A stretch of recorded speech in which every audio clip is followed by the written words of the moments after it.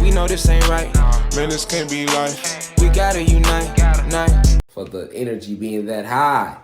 But that's definitely what happened. You see, had that crown chakra ball when energy got too high. You know what I'm saying? Meditate on that frequency. Remember, we going through these platforms, y'all. So it don't matter whether we publicly or privately, we still got to go through their platform. So sometimes they just can't handle the frequency. I'm gonna let y'all come back up in here. Spread the word, go on the forum. Let them know that we are live. We are back. We are back. We are back. I see y'all filing back in here. We at 1,600 live viewers, 1,700 live viewers. Welcome back in class. I see y'all. Welcome back. All right. All right. So we don't have to go through the whole plan. You see that crown chakra roll kicking us out of here. You see what I'm saying?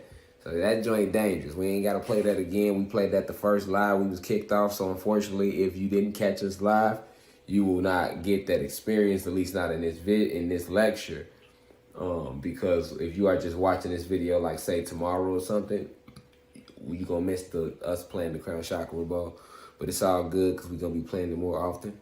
But we definitely did a powerful meditation, and playing that frequency was very powerful. You seen what happened. So we ain't gonna do that again right now, all right? We just want to get into the download. So before we roll into this information, it's imperative that I open it up with the right spiritual energy. So first, let me start by saying peace to all the gods and goddesses of planet Kai. Peace meaning positive energy always creates elevation. All right, I'm sending the deepest of insight to my elders, those 65 and older within the university. We appreciate you deeply. I love you, I love you, I love you. I can't say it anymore. And I'm pretty sure everybody else in the university appreciates your energy as well. We appreciate all our elders that's been walking in this physical form and been on this reality, in this physical reality, a lot longer than we have, as far as in this lifetime. Also to my peers, those in their 20s, 30s, 40s, 50s, I just want to send the deepest insight to you so that you can understand this lecture today. We already opened that crown chakra up a little bit when we was, like I say, doing that playing that powerful singing bowl, because that's not a regular singing bowl that we played. That's a real crystallized singing bowl. Some individuals say they have those type of singing bowls, but they don't, because even the last singing bowl I had, it wasn't crystallized. That green one I had, it was a good singing bowl, but it wasn't crystallized like these new ones I have. So the energy is just real high right now on the planet too. So this is why this is a good time to discuss the University of Timbuktu. To all the blue crystal babies that's in here, it's in the university, I want to send the deepest of insight to you as well. Can never forget about you. Appreciate you all for spreading the message all over TikTok the way that you do. Supreme Beings, we appreciate you spreading the message and taking the journey seriously. Remembering who you are and everything that we've created on this planet, and what we come from. It's a real thing. We are divine beings, so we can never forget that at all times. We got to stay in our godhood. We got to stay in our full motherfucking divinity. Y'all hear me out there? Do y'all hear me out there? Reflections. We got to stay in our full divinity at all times, all right? So that's going to take a lot of shadow work as well. Blue crystal babies, my peers, elders. However, we are healing right now as a whole. So that's what it's about. It's about healing. It's not about pointing fingers. It's not about thinking you can't make mistakes. It's not about thinking that's going to happen. You working on yourself. That's why you got to work on that root chakra, sacral, every chakra. We have to get back to the basics of just cleansing our chakras out, because we could sit in these classes all day and it could feel good and we can hear it, but we might not grasp it the way we would grasp it if we had our chakras cleansed out. That's why I said what I said on Instagram Live. That's a big thing, that to cleanse our chakras out, because sometimes that's where all the issues be. You know, we have many things that have been programmed inside of our beings, you know, since we got here as young as 2, as babies, you know what I'm saying? So cleansing our chakras out is going to help us to understand, to better communicate, you know, to better manifest things our way. We have to clean it out. We have to do our shadow work. Like, I think I need to do another class strictly on shadow work as well, like to emphasize that, like healing that inner child. It's a real big thing. It literally will hold you back. You just can't get on your spiritual journey and not heal your inner child, or be one with your flaws, be one with yourself. Because then that's a part of loving yourself. And as you love yourself, now you're able to project that energy out into the universe. You know, a lot of times when we point out things that we see in others, you know, we literally just really point out the things that we really see in ourselves. You know, that's a real thing. Like, you know, and we don't know that, but we are each other's reflection. So of course I'm going to see, I'm going to see certain things in you that might bother me if I'm that type of person. You know, that's why the universe have me seeing it. The universe surrounds you with people who project the same energy you project, so that you can see how it feels, you know, so that you can get that mirror reflect. It's just the way that we program this reality, because that reality is crystallized. So everything reflects off everything. What does a crystal do? A crystal reflects. So everything reflects off everything. It's the same thing in our reality. You know, your entire world around you in the physical is crystallized. So whatever energy you project out can't do nothing but bounce back to you because of that, especially when you are everything yourself. You know, we got to remember that basic, because we know when we talking about what we talking about today, like the University of Timbuktu, that's something that you can't really look up. Like, I went to Wikipedia right now. I got Wikipedia pulled up. You know, if you wanna read along, you can. Feel free to pull out y'all laptops, y'all iPads. We treating this shit like, goddamn it, the pastor did the goddamn congregation. You hear me? Like, was back then it was pull out your Bibles. Now pull out your iPads. You hear me? Like, yeah, pull out y'all iPads, pull out y'all out your MacBooks, whatever you got. If the follow along, so that you can see it for yourself. That way I don't have to turn the camera around. You know what I'm saying? And if you're not in a position where you have an extra camera, don't worry about it. I'm gonna just read it off. But let's see what our oppressors are saying about us. We divine beings now. Remember what we're doing today. We're here to remember who we are. I'm here to enlighten and inform. So I'm not here to make you feel better about yourself. When I'm saying what I'm saying, it's literally to enlighten you. And it just so happened that the enlightenment that we discussing, you just happen to be a great being. That's what you all are, as neuromelanated beings, supreme beings. That's just what you are. So it's not even me like trying to big us up because, it's like on some black shit, right? Like, I'm black too, so let me big the black people up. No, we as gods and goddesses, this is just our real history. You know what I'm saying? So, but I want to show you how they hide our history, because our history is so great. You know, they don't tell us too much about our history. They speak about ancient Egypt. And like I said in one of the past lectures, ancient Egypt was never a moment in time. You know, ancient Egypt was never a civilization. Ancient Egypt was a tribe. Okay, ancient Egypt was a tribe, and we'll get more into that because it ties into Timbuktu. But let's see what they say about Timbuktu on Wikipedia. So if you're on Wikipedia, you can read, you can put in University of Timbuktu. So when I put in University of Timbuktu, it says, the University of Timbuktu is a collective term for the teaching associated with 3 mosques in the city of Timbuktu in what is now Mali. Okay, I'll repeat that again. They say the University of Timbuktu is a collective term for the teaching associated with 3 mosques in the city of Timbuktu in what is now Mali. Okay? So they basically tell you that the present day Mali used to be ancient Timbuktu. They're lying right there. Let's keep reading about the lies though. This is what they do. Because you'll never look up the University of Timbuktu. And if you just so happen to look up the University of Timbuktu, we have a bunch of lies waiting for you. Okay? So, let's keep going. The mosques of Sankore, Dajing, and Sidi Yahya, it was organized scholastic community. It was an organized scholastic community that endured for many centuries during the medieval period. Okay? So they say in the University of Timbuktu, it was an organized scholastic community that endured for many centuries during the medieval period. Now, the only thing they was truthful about in that sentence was that the University of Timbuktu was an organized scholastic community, but it wasn't just any scholastic community. It was a organized cosmic scholastic community. of advanced sciences, okay, that were being taught at the University of Timbuktu anciently. But they don't tell you this in when you Wikipedia it. We're going to keep going, though. The university contributed to the modern understanding of Islamic and academic studies in West Africa during the medieval period, and produced a number of scholars and manuscripts taught under the Maliki school of thought. Okay? So, they lying. Okay? When they telling you that this is something that's just based, that Timbuktu is just 3 mosques located in present-day Mali. All right? So now when you go into the history, let's go down to the history. They saying, this is what they say. Timbuktu is a city. We back at 5,000 live viewers. Welcome to Class Reflection. I see y'all in here. What it do? Shout out to the UCI. You hear me? We in here. Night class. All right.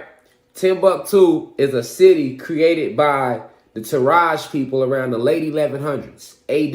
If you just walking in class because you was smoking weed in the hallway, all right. We're talking about the University of Timbuktu. All right, if you're trying to, because I see more people filing in. So if you was in the parking lot getting high in between classes, waiting to see why the fuck class had stopped the first time, and you just walking back in now, welcome back into class. Pull your laptops out, your iPads out. We're talking about the University of Timbuktu. Thank you. Just to catch you up to speed. All right. Walk out of class again, your ass come back in, you're on your own. All right. We ain't rewinding. We going forward from here on out. Let's get it. All right. So look. On Wikipedia, y'all, they saying that Timbuktu is a city created by the Taraj people around the 1100s, the late 1100s AD. Here they go. AD. What AD stand for, y'all? After death. After death of who? After the death of Christ. All right. And we know that Jesus Christ was not what? He was not real. So when they get to talking this 1100 AD, you know what I'm saying? 1200 BCE, before Christ entered face. You know what I'm saying? You know they lying. They ain't even been here that long. All right. And that's what I'll do respect. You feel me? I don't give a fuck who feel away about what. You get me? All right, so due to the Taraj people having established the area as a way station for supplies and provisions, which was often viewed by travelers and merchants passing by, it eventually became a large trading city. So, when they tell you Timbuktu is a city created by the Taraj people around the late 1100s, that whole sentence was a lie. That whole sentence, from Timbuktu all the way to motherfucking trading city, is they lying. So you can omit that. If you go on Wikipedia right now, you can exit out. You know what I'm saying? Omit that because they lying. I'm just going to let you know what they lying about and what they not lying about. And actually, they're lying about everything in it. I just want to read their version first. And when you go into our version, you completely understand why they lied to you and what exactly it is that they lied to you about. Okay? So we got to dive into the fruitcake of fuckery first. All right? So let's get back to it. Eventually, Mansa Musa. Okay, here we go.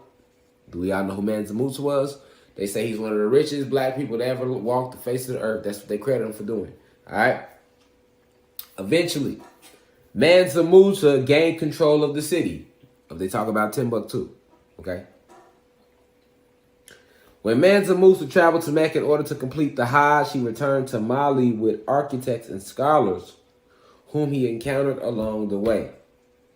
He employed these people to establish mosques and universities in Timbuktu that quickly gained fame.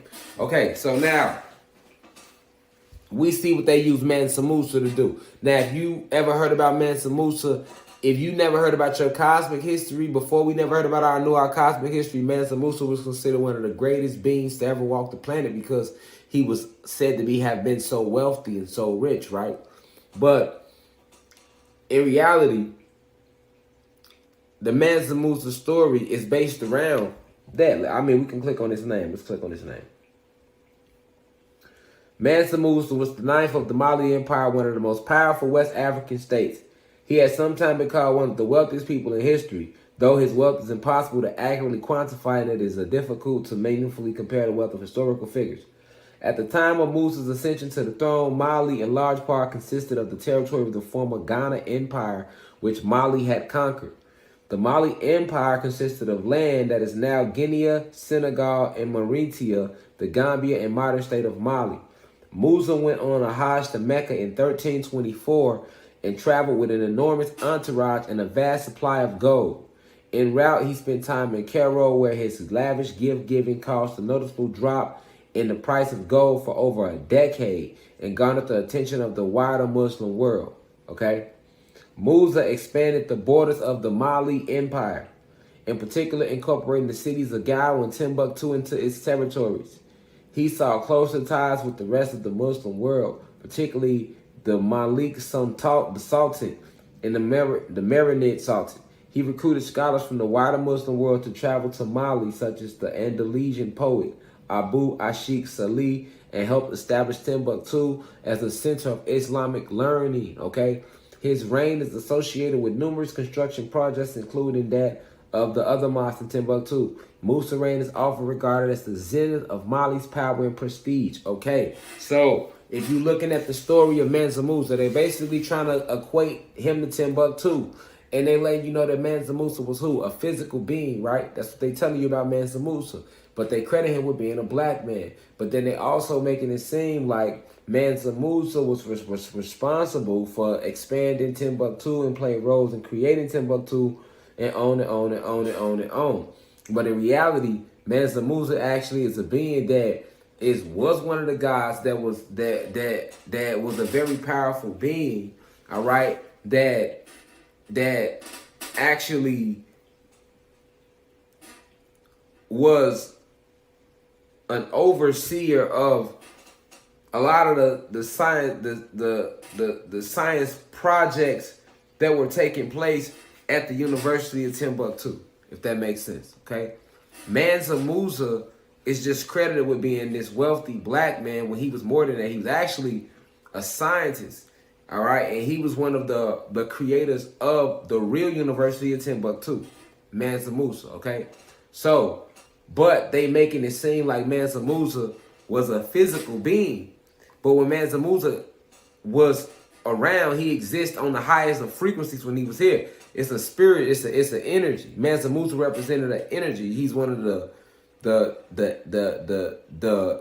scientists that took part in erecting the University of Timbuktu. But the real University of Timbuktu was not in a physical state. All right. So I say it to say this. You got to remember, this realm is considered to be Atlantis. Okay. This is Atlantis. So when you going to look up the University of Timbuktu, they got you thinking that it's still here. It's Mali. So the University of Timbuktu, right? They telling you that the University of Timbuktu is in Mali, but that's a lie. Okay? The University of Timbuktu is not in present-day Mali. Okay? You had the Egyptians, who they told us was a civilization, but the Egyptians was not a civilization. The Egyptians was a tribe. Okay? The Egyptians was not a civilization. The Egyptians were a tribe. Okay? So by the Egyptians being a tribe, you feel me? By the Egyptians being a tribe, this means that where you see the present day pyramids in Egypt, that's not Egypt. Egypt is present day of what they call America with 3 Ks. Okay? So when you hear about these stories of ancient Egypt, I've said this in past lectures. When you hear about the stories of ancient Egypt, all right, all of that took place right here in what they call America today, because this is where the Egyptian civilization was at. All right? This is where the Egyptians was at. We talked about this in past lectures, and that led to the Mississippian tribes and on and on and on and on down the road. But this is where the Egyptians was at. So now you should ask yourself, well, okay, if the Egyptians was here, then how is it present? Then where is that place where the pyramids is located at that they say is in Egypt? In that land where the present day pyramids is located at today that they show you, when people be like, hey, I want to go to Egypt. That's not Egypt. That area of the land, all of that used to be where the University of Timbuktu was at. Timbuktu took up majority of the present day Middle East. All right? The University of Timbuktu was a conglomerate of all these universities. And these universities taught about advanced sciences, metaphysics, the highest of the depths. All the ascended masters used to come from all type of galaxies all around the planet and come to Timbuktu.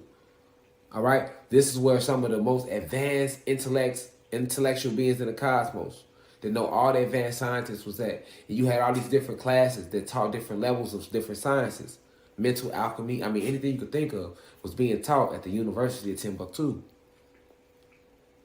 And Mansa Musa, who actually is a divine being, right? Not just some physical in the flesh being that they trying to equate to the Muslims. Mansa Musa is a scientist. He's one of the original 23 scientists, all right? You just like you got Yakub, aka Satan, is a part of the original 23 scientists, all right? You have myself, all right? I'm just saying people that y'all know that has been talked about and documented throughout history, all right? Mansa Musa is also one of the original 23 scientists, okay? Dr. Phil Valentine, Bobby Hemmett, Dr. York. All of these beings are part of the original 23 scientists. And when they came here as these individuals. You know what I'm saying? But it's more. It's more than just that. It's 23 total. Okay? But these Mansa Musa is one of the beings responsible for specifically creating the University of Timbuktu. And it was all about giving one steady place where you got all these different multiverses, right? And in every life, for example, my name is Divine Insight. That's my cosmic name, and I'm the Grandmaster Teacher of the 8th Universe. That's who I am, all right? One of the original 23 scientists. But my universe that I'm in, and when I'm in the astral, in my astral state, is the 8th, the most, right? That's like my main home where I'm centered at with helping other beings advance in science, in levels of science and cosmic history. Like when I'm in the 8th universe, I teach those beings about things that's going on in this universe that they can't fathom.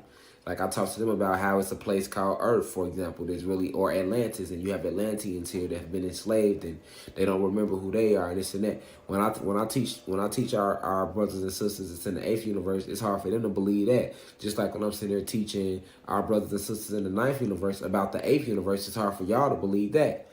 So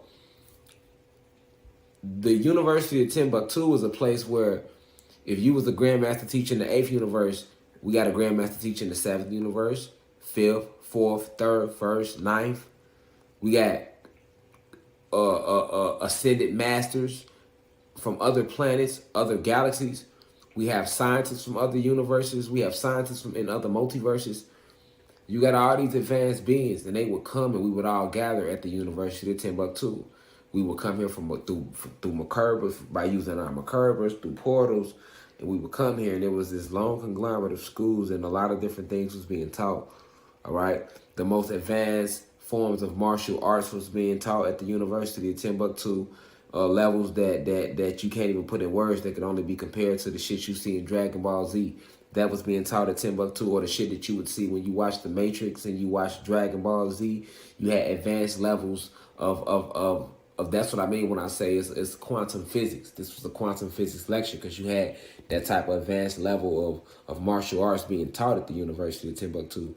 You know how we sit here and we talk about Mad Hoodoo now? You had the levels being taught where you knew how to tap into certain info. You had to access the gamma radiation, how to access the photon energy. You know how to manipulate the fire and the elements and the same shit they show you when you go watch the Avatar. I mean, The Last Airbender, and you see Aang working on his arts with the elements. That was being taught at the University of Timbuktu. You had people that was learning about vegetation and one with the vegetation, so they was creating creating their own rivers. You know, a lot of the information that was being taught at the University of Timbuktu, you know, we was taking it and creating our own rivers and creating our own planets and worlds with it. Like that's what it was being taught, so that we can advance the multiverse, so that we can keep creating and expanding the collective conscious as a whole. All of this was taking place at the University of Timbuktu, you know, and it was science so prolific and so advanced that when we went to war with them, one of the first places that they attacked after attacking our pyramids was the University of Timbuktu. So as we began like when they showing you Black Panther and you watching the goddess play with the holographic images in the scientific lab, and that impresses you, T'Challa's sister, how she's able to do all that. We was doing that plus more at the University of Timbuktu. All right. And this was only a place for the scientific us and the warriors. Like a lot of us do many other different things, and we wasn't going to the university. But a lot of souls and spirits was attending the university. A lot of Lyrians and extraterrestrial races like the Lyrians and the Blue Avians was attending the university. Matter of fact, a lot of the pictures that you see floating around of Blue Avians that were drawn up were construed and put together by advanced beings from different planets at the University of Timbuktu. You know what I'm saying? You had the Nerubians. When the Nerubians salted the seas, what do you think they learned how to salt the seas at the University of Timbuktu? And then they came out and started salting the seas of today's seas, like the Red Sea, and how you got salt water. Okay, who you think salted that water? The Nerubians. Who you think? Why you think they did it? Because they learned it at the University of Timbuktu. Planet Nibiru, for example, is a planet, a spaceship, and a sun. Okay, where do you think they learned that type of technology at the University of Timbuktu? This is the type of shit that was happening and going on at the University of Timbuktu. And this is why they never talk about this type of stuff to our people, okay? When you talking about all these being able to manipulate kinetic energy, mental alchemy, transmuting base metals to gold, transmuting thoughts, transmuting realities, you know what I'm saying? Creating vortexes, creating alternate genetics, eugenics, advanced levels of eugenics, the real cloning and studying and cloning whole worlds. Like that all was taking place at the University of Timbuktu. All right, it was a gather. It was a place where how they try to show you Professor Xavier on X-Men. Okay, that's what was taking place at the University of Timbuktu. So when you can understand that that's what was taking place at the University of Timbuktu, then you can start to get a mindset like, okay, this was an advanced place, and this is why they attacked it. So when they start attacking the University of Timbuktu, because it was such an advanced level, think about it. When you looking at the pyramids, Hitler tried to blow the pyramids up and he couldn't destroy them with nothing. They tried atomic bombs, but you know why atomic bombs ain't work? Because what the atomic bombs are made out of? Our atoms. So our atoms are already programmed not to destroy nothing that's going to mean something to us if we left it there to be. So that's why the atomic bomb didn't blow up the pyramids. Now, what is the pyramids that you see today? They got people thinking them real pyramids, when in actuality, that's dust that was left behind by the University of Timbuktu, because what the scientists on it that was responsible, like the Mansa Musas, that was responsible was actually Mansa Musa that did it. All right, Mansa Musa is the one that raised the frequency of the entire university. So what happened was the frequency rose so high that the oppressors here, these reptilians and these Pleiadians, it's on a frequency so high that they can't even see it. And they did that to preserve a lot of memories and preserve a lot of ancient technology and things that we will still need to this day. It's still in the University of Timbuktu. And the scientists still live there. There's still a bunch of us that live there and make things happen from that university. But the university was rose to a higher frequency. So when something rises higher, you don't see it anymore. And they was trying to freeze it because it was a war taking place. Remember, they was at the time that the University of Timbuktu was around. This is when we started to fall in frequency. So a whole war was breaking out. So they was already freezing our ancestors in what make up present day Alaska, right? That's because they was freezing our ancestors in battle. So they tried to freeze Timbuktu, but our certain scientists and extraterrestrial beings, this is the most advanced beings throughout the multiverse. Come on, these Pleiadians and reptilians don't stand a chance. These is the best of the best of the best was at the University of Timbuktu. So they rose it to a higher frequency, and all you seen left behind was dust, and they froze the dust. And because the university was full of pyramids and spears in certain shapes, every building at the University of Timbuktu was designed aesthetically in a way that aligned with the cosmos. So every shape was either a pyramid or a spear, because these are the shapes. When you get into shapes in true sacred geometry, it's all about channeling energy. And the only shapes that channel true energy is a pyramid and a spear. Other shapes like squares, rectangles are designed to hold energy in. The only shapes that transmute energy and push it out is pyramids and spears. So when you understand real sacred geometry, you understand that squares and rectangles actually is shapes that are designed to keep energy in. And once you understand that, you understand why our houses are shaped like squares and rectangles and shit. Those are prism shapes. This is where prison, which does, what is a prison? a place that constricts a person, right? Well, the term prison comes from the word prism, Prism, and that comes from shapes, sacred geometry. And the only prism shapes that constrict energy is rectangles and squares. Pyramids and spheres are used to push energy out and to get the most power out of energy and electricity and amplify it. So at the University of Timbuktu, this is why we had a bunch of pyramids and spheres. So this is why, even when you look at mosques today, they have what? A spear. This is why when you look at present day, what they call in the pyramids, this is why they shape like that. That's the dust that was left behind because the whole university was a spaceship that was brought here anyway from the cosmos and landed here and Mansa Musa erected it here.